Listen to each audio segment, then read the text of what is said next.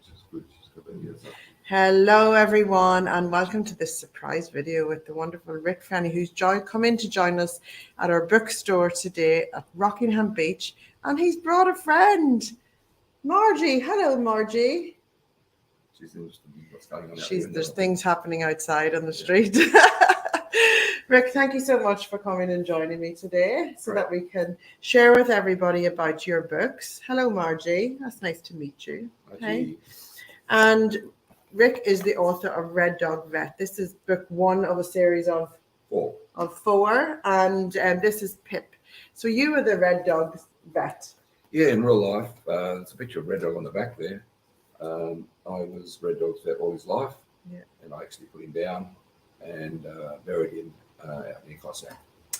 Isn't that bittersweet, though, isn't it? You know, it's good to be part of his life, and you know, with dogs, that it's inevitable, but it's still hard to say goodbye, isn't it?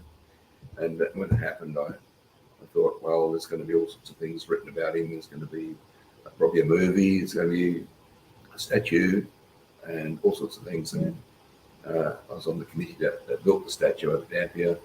And then I later put a plaque near where he's buried because so we got both of them a tourist attraction.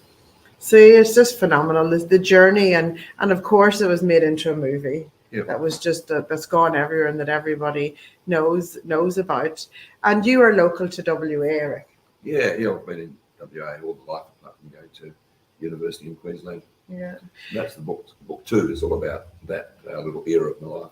Because it was quite very neatly dovetailed into 4 eras and 4 separate red dogs. Yeah. So Pip, which was on the first book when I was a little boy, and that's me on the cover as a 12-year-old. And then book 2 is all about when I go to Queensland vet school, and we get a second dog called Kelly.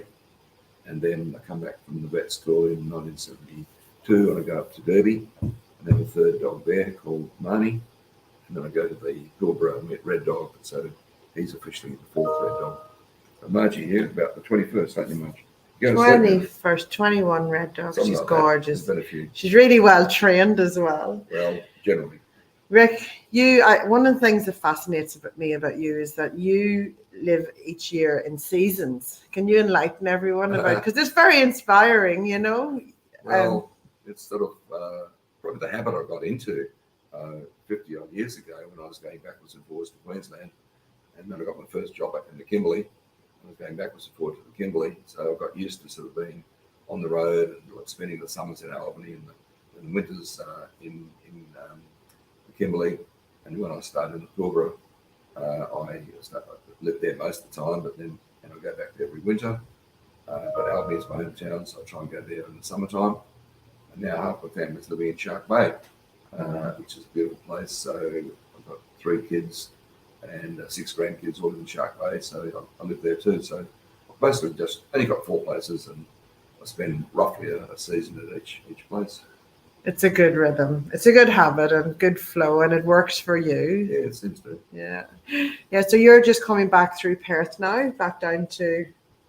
I'm going down to Albany for a week, and then over to Queensland to I'm going to reunions, 50-year reunions, but I'm also looking for more material to finish off book 2. It's 90% written, but I just know there's going to be a couple of gems out there that I haven't come across yet.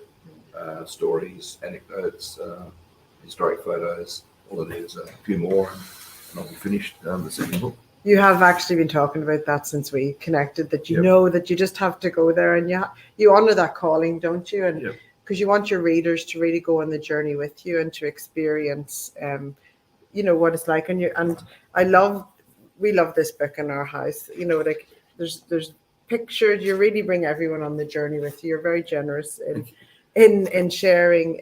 You know, bringing. You can even see this as a book, as a film in itself. You know. Yeah, well, it is a beautiful journey. You hit the nail on the head there, because I'd say it as my journey. But it's more than that. It's history of Western Australia. Yes. It's history of veterinary science. It's history of animals and our relationship with them, how they've changed over the years. And it's more than just personal.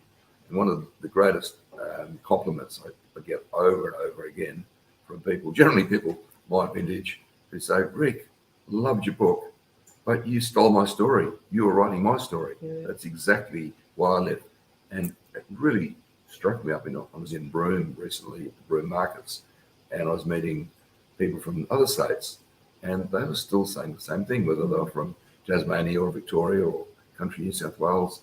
They said, yeah, that's what the 50s and 60s was like. It was so unique. And it's nostalgic, isn't it, for them to reflect it's back? A lot of nostalgia and and history, but it was certainly a wonderful era in our life in the 50s to be born a baby boomer and grow up in the 50s and 60s.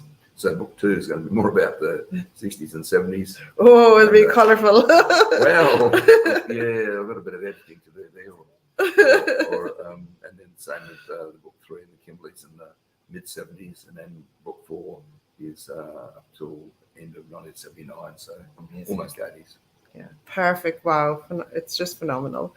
So, just before we leave, can I ask you a question? What made you fall in love with red dogs? Well, because I had my first red dog as a kid, the one that's on the cover here. Yeah. And there's a story behind that, because I always wanted a brother, always wanted a little brother, and I couldn't understand why my parents wouldn't produce me a brother, no matter how hard I asked them and pleaded with them, and I didn't quite understand biology. Because they were both 45 when I was born, so by the time I was 9 or 10 and answered their questions, they were past the breeding age. So I ended up getting a dog, or they got me a dog through the sister and he was like my little brother.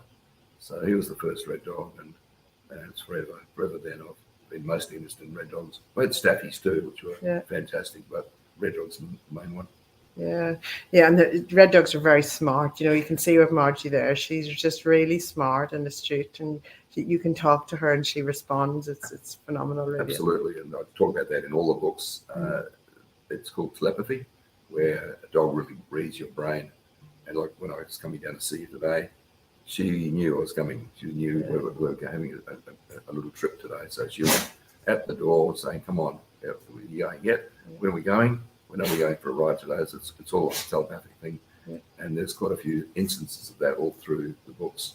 Certainly the best one in book 2 is when my second dog, I realised she understood French. Oh, wow. And but anyway, it's as if she had another life or something. Wow, that's really an interesting, isn't it? It is an observation. It's on the great liver in telepathy. Yeah, and to have 21 red dogs, you're a vet, so you're kind of an expert, definitely in this area. I should hasten to say that 21 is just off the cuff remark. I haven't counted them yet, but there's probably something less than that. Yeah, still, it's there's people have just a few dogs in their lifetime. Sure. It's amazing. Well, if you count all the puppies that Margie's had, 14 puppies herself, and a lot of my animals, a lot of my kelpies were female, so I had the joy of having puppies and then seeing other people enjoy them as well. And so, it's probably responsible for 100 maybe. Wow, that's amazing. Keeping it alive. Yeah. But thank you so much for jumping in and speaking to me today, coming down on your way back down south. Rick, it's really, I love that people get to read this story, and everybody's waiting for book 2. They are indeed. I'm hassling them. So as you can see below, Rick Fenny's website's on there, so go and check it out. There's lots of wonderful all around this man, and it's great to get to know him and all the work he's done. If you haven't seen him on Ch9 Desert Vet, I highly recommend checking it out. But if you want to grab a copy of this book, you can either go to Rick's website below or contact us at KMD Books, and we will keep you posted on progress on book 2 as well. Thank you so much for joining me, Rick. Right, thank you very much, Karen.